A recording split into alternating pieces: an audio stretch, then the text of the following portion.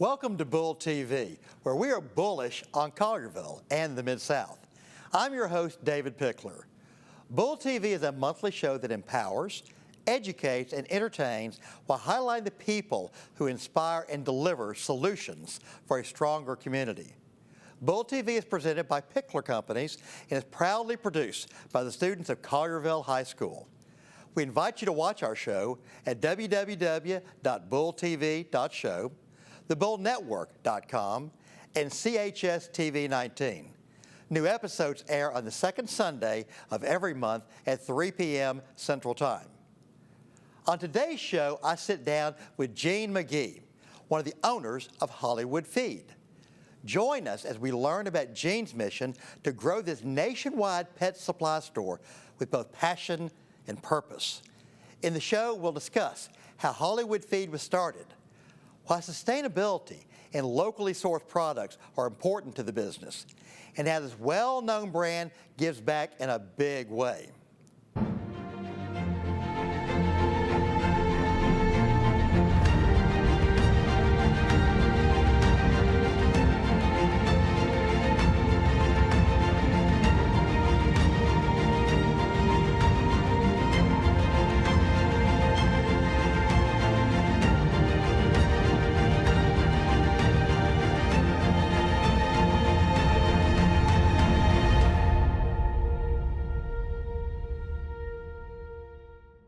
Today I'm joined by Gene McGee.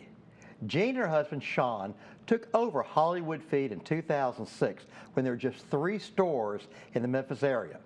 Since then, the Memphis-based brand has grown from a handful of local stores to more than 170 retail locations across 19 states.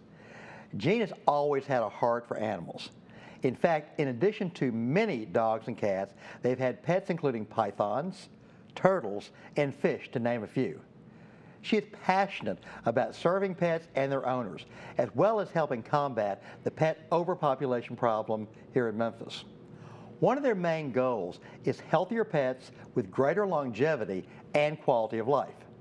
Everything they do, from sourcing locally and supporting rescue efforts to continuing education and sustainable practices, is all aimed at happier, healthier pets for the brand's valued customers and communities. Gene, thank you for joining us on BullTV. We're so happy to have you here. Thank you. I'm glad to be here. Well, you know what, we're very excited about this. And if you've ever watched any of our shows, we always begin the same way, by getting to know you a little bit by asking a very simple question. So in 3 words, who is Gene McGee? I think people would probably say strong, determined mom. Very good. You'd like to kind of amplify that? Why they call you that? Sure. I'm mom at work, and I'm mom at home. Okay. I have 5 children, so a lot of that, and we have almost 1,400 employees. So, mom at work. A lot. You are a big mama. That is amazing. And you say strong and determined too. Yes. I don't usually back down from a challenge, and I usually say, okay, now what's next? Once we've done that, I move right on to the next thing. I'm not real big on a lot of downtime, I would say. I'm usually pretty active. Well, okay, we just talked about the fact that you have a number of pets. So how many animals do you currently own? We currently have 3 dogs and 3 cats. Okay. That's not extreme. No. So okay, you got to tell me. I mean, I always ask when people ask about their children. So these are kind of your children too. So tell me, what kind of pets do you have? The names of the pets, and what are they? Well, we have Zebo, who is a 2-year-old Newfoundland Rescue. Okay. He's about 110 pounds, and we have a 3-year-old Chocolate Lab Rescue. Her name is Saint, because I got her on All Saints Day. Okay. And I have Moose, that is a Lab Border Collie Shepherd mix, 9-year-old constant companion of mine, who is a certified therapy dog. Oh, gosh. And has been to kindergartens and retirement homes, and goes to work with me every day. Wow, I tell you, that Border Collie Shepherd mix is such an amazing mix. My last puppy, which I call a puppy, even though she was 17 years old when she passed, was a combination Border Collie and Sheltie. It's just amazing. That's yes. great. Well, so tell me, we learned in the introduction again, you're very passionate about serving animals and their owners. When did you realize this was going to be your calling? I don't know that I would call it a calling. Okay. As much as it was a perfect marriage for Sean and me to do together. I was the one who was really passionate about pets, and he was the one with all of the retail experience. And when the opportunity came to buy Hollywood Feed, it seemed like a perfect coming together, timing-wise, and synergy of both of our passions, I would say. Wow. But I've done a lot of different jobs at Hollywood Feed, and sometimes it is much less glamorous than other times. When you're an entrepreneur, when somebody doesn't show up to work, you have to do the job. Exactly. It's not not all sunshine and rainbows when you're an entrepreneur. When it snows and some people can't get to work, you want the store open, you've got to be there. Exactly. Well, having been a small business owner myself for over 20 years, I certainly understand what you're talking about. It's a great responsibility, it's a great opportunity, but sometimes you got to be, as I say, that chief cook and bottle washer. Absolutely. And I think being able to wear a lot of hats is something that people get used to at Hollywood Feed. They're expected to, and they do. That's wonderful. Now, we talk about Hollywood Feed, and clearly it really is a household name when it comes to pet products. If you would walk us through a little bit, you talked about all these jobs and things, talk us through a little bit about your career journey and how you came to purchase what we now refer to as now legendary business. Well, my career path started at Hollywood Feed working very part-time. I had 2 little kids at home, and when we first purchased the business, my husband was the order picker in the warehouse.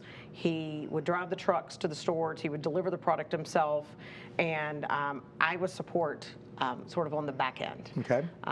And then we opened store, well, our first prototype, we call it Lucky Store number 7, but it was actually store number 4. Okay. Because as you said, we had 3 when we opened it, but somebody was a gambler and thought Lucky number 7 was a good number to name that store. So the Collierville store out here is Lucky Store number 7. Okay. That we opened about 16 months after we took the business over. And when we were out here, we did everything ourselves. We set up the fixture. We put the product on it. We had a coffee pot in the back just to keep us going about 24 hours. I was pregnant with our last child, and but we did all of it, installing the cash registers. I mean, when it's your fledgling business, you do it all yourself, and so the store out here is really like our first baby that we created together with a very small group and team, and we grew it really one store at a time from there. And that was 2006 when you yes, and we opened that first store in fall, like December of 2007. And so you've gone from 4 stores in 2007 to 170 stores in 19 states, 16 years later. Right. That's incredible. Right. We opened 2 stores last weekend. And continuing to grow. Wow! Congratulations. That is a fantastic success story. That's great. Oh, thank you. That's great. So, Jean, when you think about all the experiences you've had in life, what is the thing that inspires you the most? I think it is people who learn to pivot. And I mean, if COVID taught us anything, it taught us that the way you thought life was going to go for you or your business was going to go for you is not how it's going to happen. Just, right. God loves to laugh at us when we set out our plan and say, I've put all these stones in cement, and that's not how it goes. So I think being able to pivot and change and adapt and say, okay, this is not going like how I thought it was going to go. How am I going to be successful now that the world has changed? And I think being able to do that is, I don't think we're born with that skill. I think some people are better at it than others, but I think it's something with practice we can all learn to be better at. Wow. So you talk about the pivot that you went through with COVID. Just kind of give a frame of reference. About how many stores did you have before COVID hit, and obviously versus where you stand now? So at the beginning of COVID, we had about 90 stores, maybe 85, and we're at 170 now. Wow. But we were just rolling out same-day delivery, which is a big part of our business. And when the world came crashing down in 2020 and people didn't feel comfortable shopping in stores, and maybe they weren't able to, maybe they weren't comfortable, maybe different state laws maybe didn't allow people to go in, we made a commitment and a bit of a roll the dice and purchased 80 cars so that every store had a delivery car. And that was a risk. I mean, a calculated risk, but a risk. And we were able, I mean, it worked out great for us. We were able to get products to people who needed them and wanted them in their homes where they felt safe taking care of their pets. And a lot of people were at home, working at home, and so they got pets because they were at home and they thought this was a great time to get a family pet. So we had a lot of opportunity to take care of their needs by delivering products to their house. And so it was part of a calculated risk, but I'm not going to say it wasn't scary. Of course not. Well, see, I love to hear stories like this, especially of people who encountered a challenge, such as what we all did with COVID.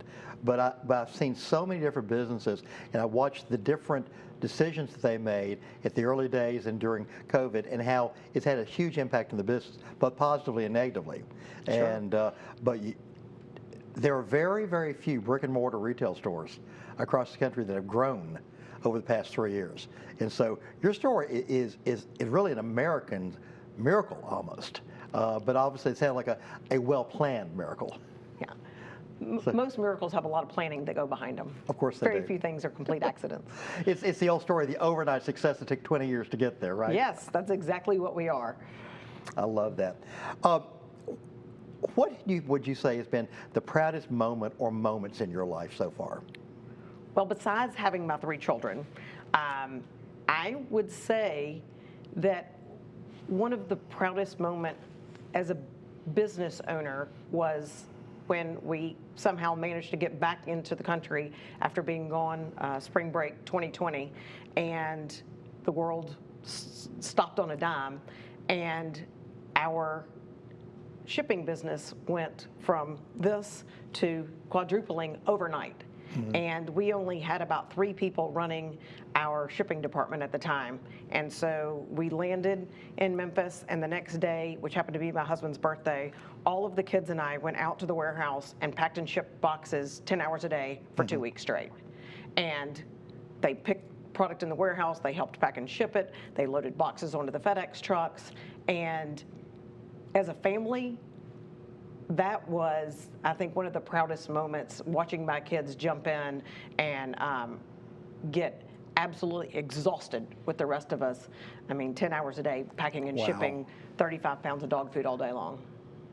Goodness gracious. Well, we were just talking about this, obviously what the pandemic did for you, the same-day delivery service, and talk to from a leadership standpoint, because you said you got back, from I guess a family trip out of the country. You come back in there and you've seen this service. Then talk a little bit about, from a leadership perspective, the process that you and Sean had to go through, had to pivot so very quickly to go from here to here, and then how you've been able to scale that and develop that to really be such an impetus for your success. Well, I think we were very intentional about the real estate that we chose when other people maybe didn't make it through the pandemic, being at the right place at the right time to get good real estate, because you can't put a pet store where people can't find it.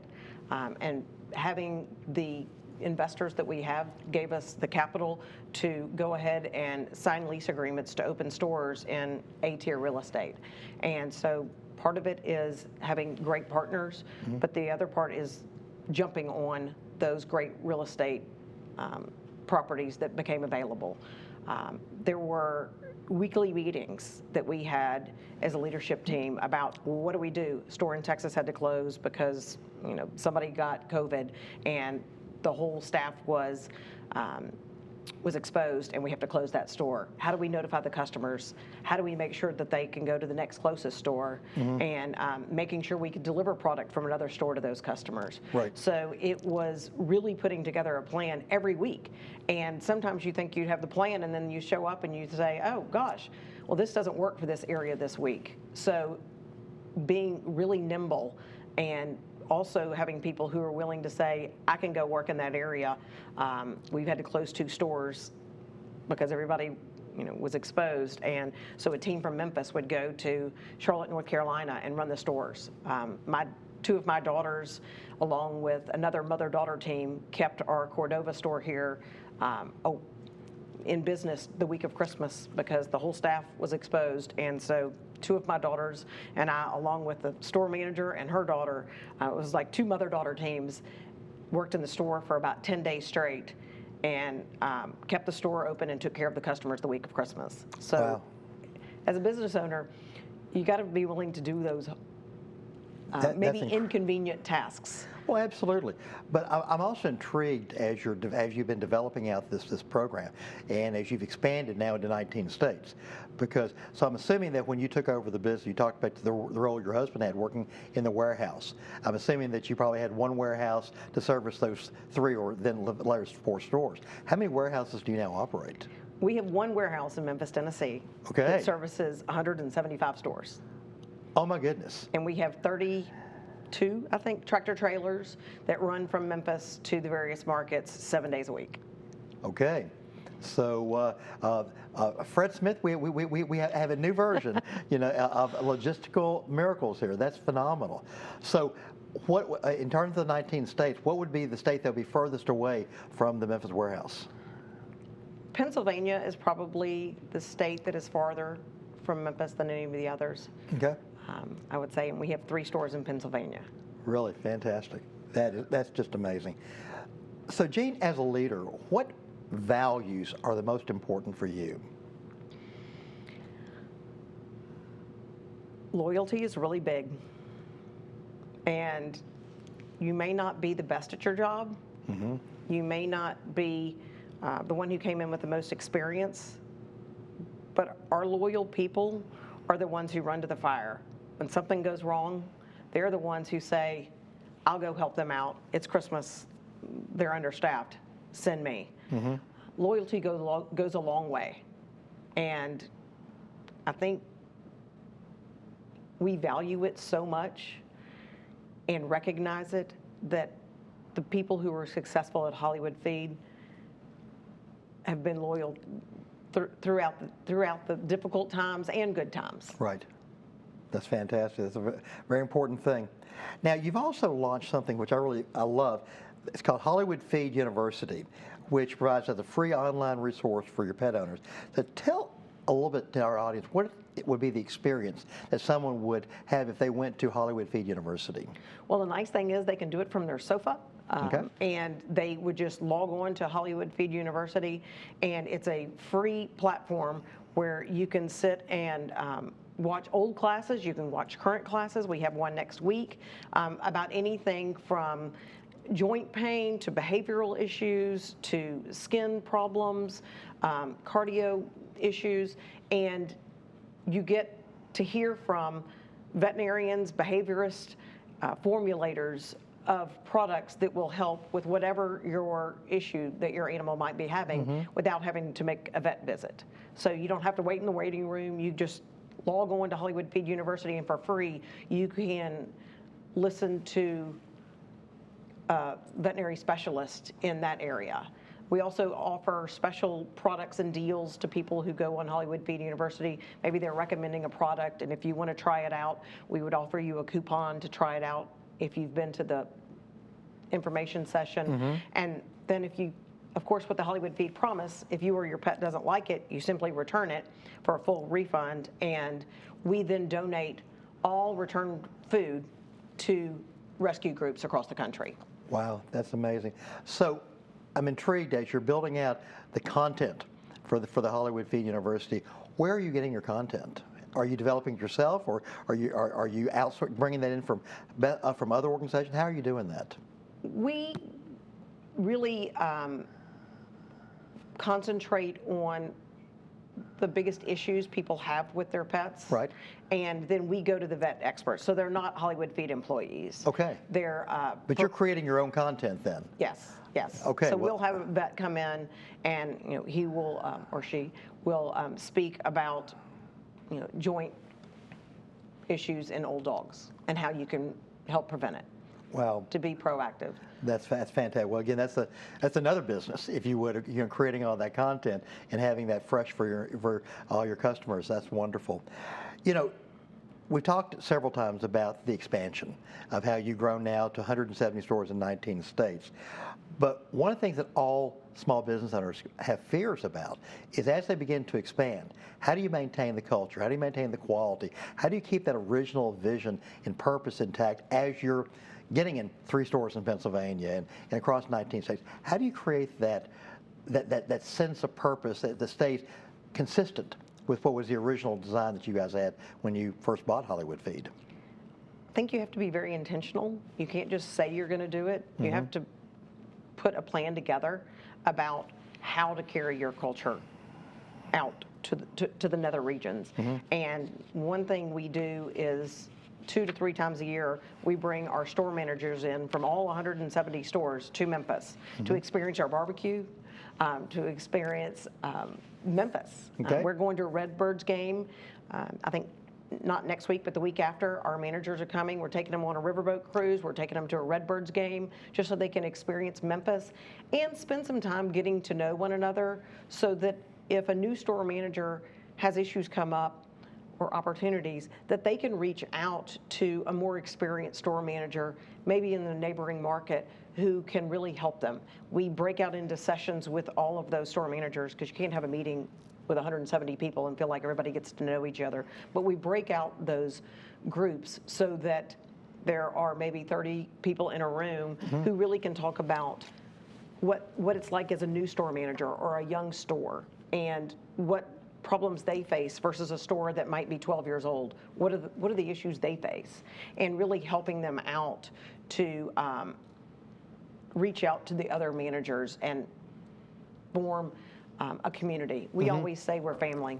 And for the longest time, I've had the store managers to my house for dinner at least once a year. Well, they've kind of outgrown our house with 170 people, but I still have we have regional directors, and I have that group over because I can house them. I can't quite handle 170. Wow. But we try as much as we can also to have people from the corporate office visiting the stores, and we do events in all of these areas supporting rescue groups. What we think is important, and we started with, we now have 600 rescue partners. We have the same dedication to the ones in Cleveland, Ohio that we do here in Memphis. We've seen how it works, and we're really dedicated to the communities that we serve. And I think that gives us that hometown feel, because we work with the people on the ground in the communities where our stores are. Love that. We talked in the introduction about this passion you have about addressing the issue of overpopulation.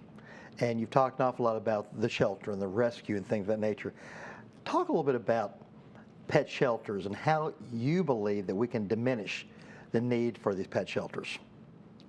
Spay and neuter. Spay and neuter is the easiest way to work on the overpopulation. And many rescue groups and shelters have a low-cost spay and neuter clinic that they offer. We have supported that in kind and monetarily by helping. There's a mobile unit that the Memphis Humane Society takes around to different neighborhoods and spays and neuters dogs. We've helped to transport dogs from down here in the South up in New England, where there are fewer strays, so that they can be adopted up there. But spay and neuter it's probably the simplest thing to do. Okay, that's interesting. Clearly, and you said this multiple times, community support seems to be an extremely Big driver, very, very important value for Hollywood Feed.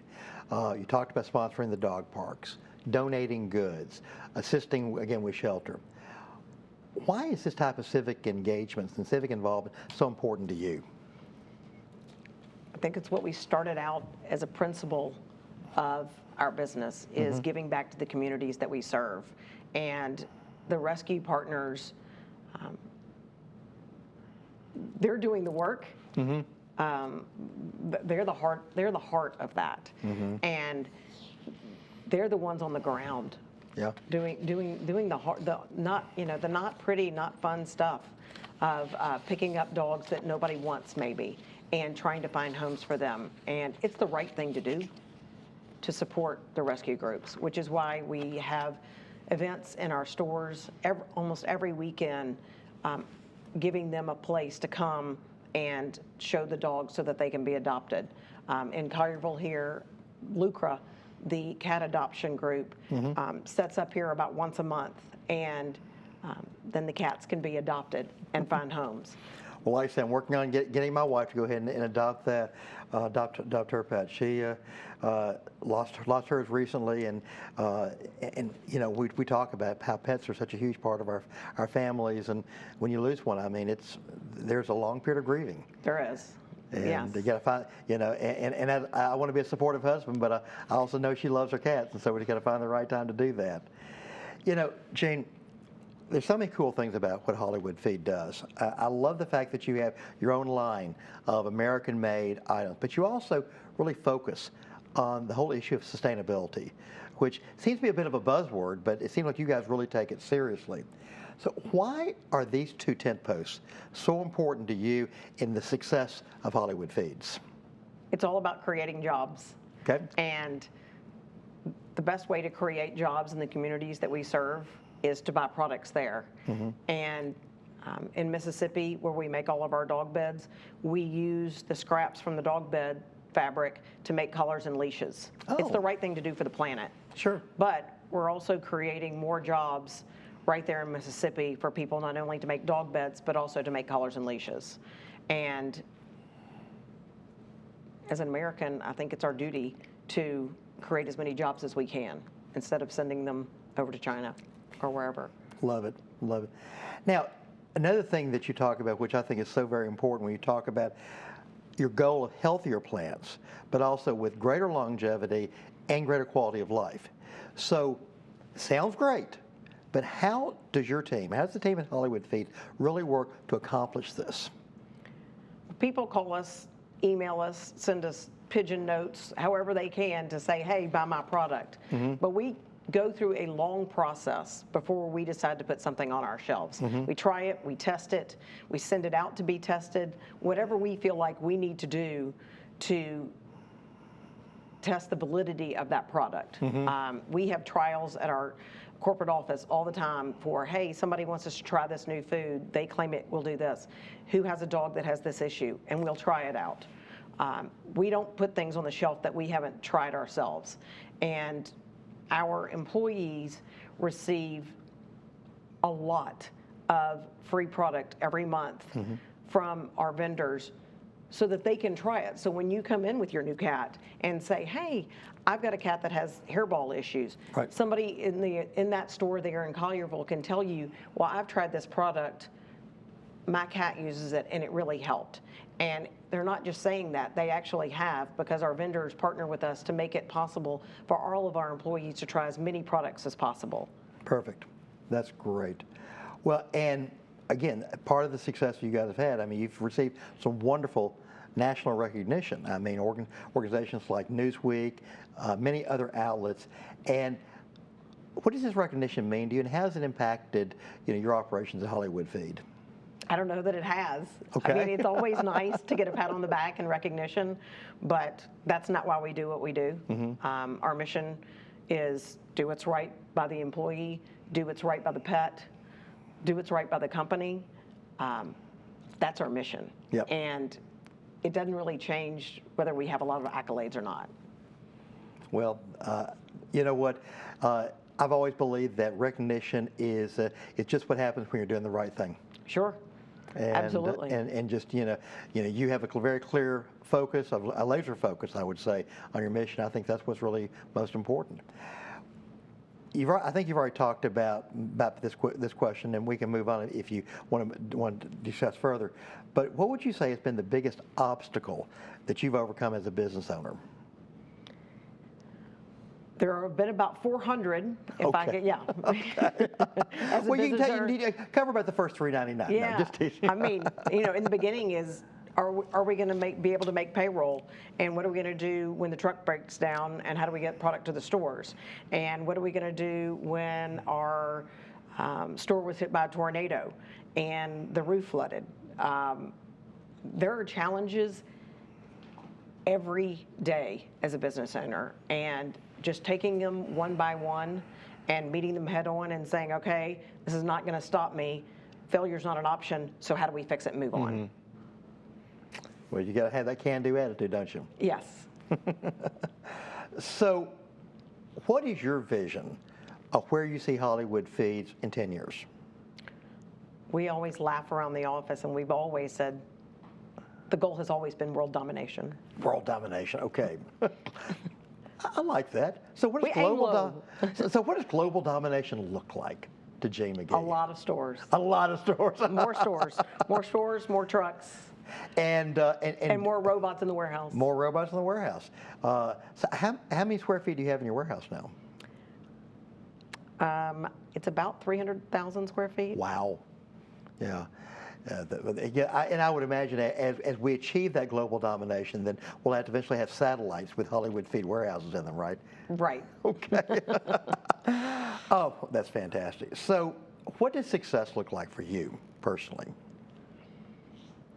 I think continuing on, not letting the bumps get you down and direct you off your goal. Expecting that there are going to be hiccups and there are going to be things that you didn't anticipate, and not letting them sideline you or send you off down a path that takes you away from the goal of more stores, world domination. Also, making sure that we consistently put the pets first. And so sometimes we'll get bogged down in the corporate office discussing one issue that comes up or another, and then we come back to our service in the corporate office is to serve the stores. Right. And the purpose of the stores is to serve the public, is to serve people and their pets. So if you go back to that goal, then everything else sort of is noise that can be quieted. Love it.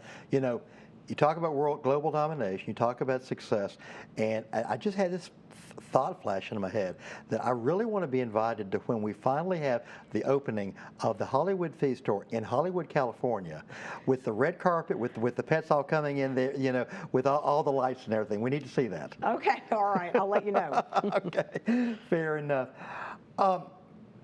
Gene, of all the people that you've come in contact with, what individual has had the greatest impact on your life? It's a pretty easy question for me. Okay. It's without a doubt my father. Okay. He worked hard for a lot of years. He always does what's right. And you never have to remember what you said if you always tell the truth. Absolutely. And there's never been a time in my life that he hasn't thought I was the smartest person in the room and the most capable person in the room. And having that kind of support is tough to replicate. That's amazing. Well, you're a very blessed lady to have someone like that in your life. That's fantastic.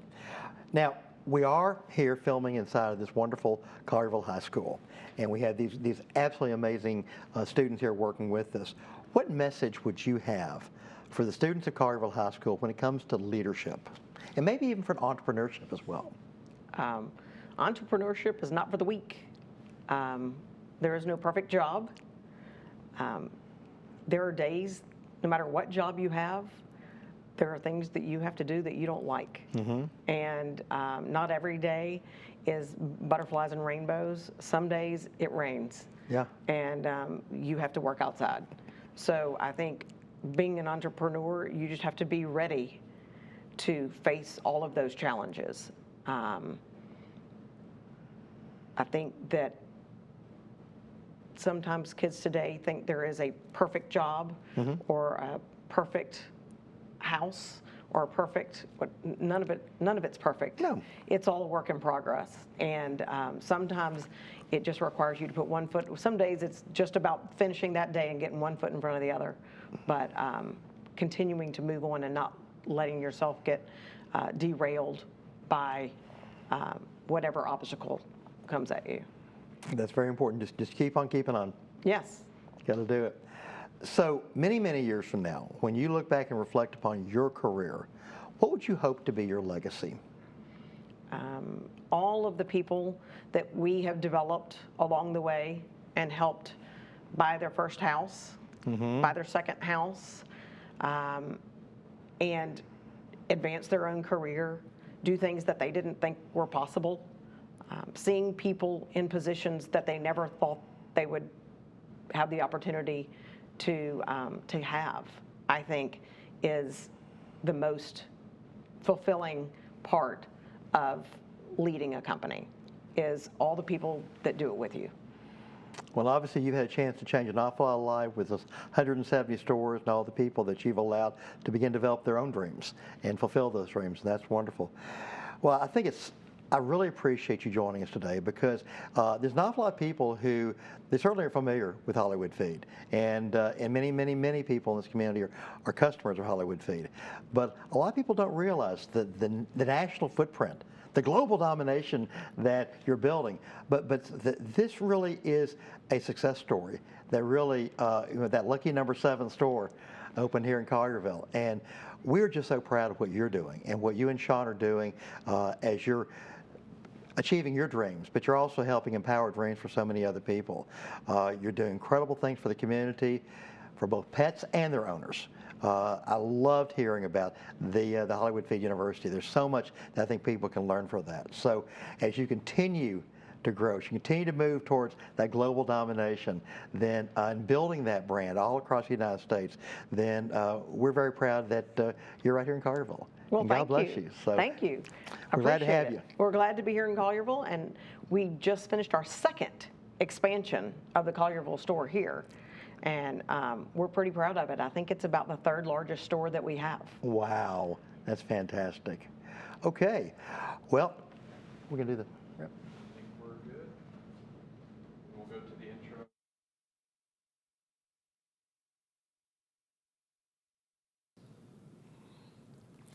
We Americans love our pets.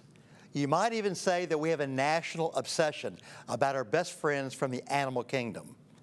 If we consider the biblical story of Noah and his ark, our hero Noah had dogs, cats, an owl, a parrot, and a fish among countless other pets. Throughout pop culture, pets have always held very prominent roles. Going all the way back to the classic Thin Men series starring William Powell and Myrna Loy in the 1930s, these sleuths were aided by a wired fox terrier named Asta. And who could forget little Toto, the Yorkshire Terrier from The Wizard of Oz? What about Wilbur, the pig from Charlotte's Web? Or Babe, the lovable piglet from the movie of the same name? Or Captain Flint, the parrot from the classic Disney film Treasure Island? And no one could forget Max, the dog from How the Grinch Stole Christmas. And we haven't even mentioned Lassie, Old Yeller, Beethoven, Black Beauty, Hedwig the Owl from Harry Potter, or Snoopy, for goodness sake. We could spend all day recounting personal stories of the pets in our lives and the meaningful roles they have played for each of us. Our pets are our best friends, our confidants, our snuggle buddies, and our conversation partners. We should always remember that while our pets are a big part of our lives, in many cases, we are their whole life. Thank you to Jean McGee for your lifelong dedication to the care and protection of animals. Hollywood Feed is a trusted and treasured member of our community, just as our pets are trusted and treasured members of our families. It is said that love is a 4-legged word. So for many of us, home is where our pets greet us every day. Their love is unconditional. Pets ask for so little, but provide so much to each of us. George Eliot, the English novelist, once said, "Animals are such agreeable friends. They ask no questions, they pass no criticisms." Whether your pet is a dog, a cat, a parrot, a turtle, or a fish, remember to show them love. After all, they give you all of theirs. And what a wonderful thing that love is. God bless our pets and the owners who love them back. And that is my 2 cents. Until next time, I'm your host, David Pickler. Thank you for watching BullTV, where together we deliver solutions for a stronger community.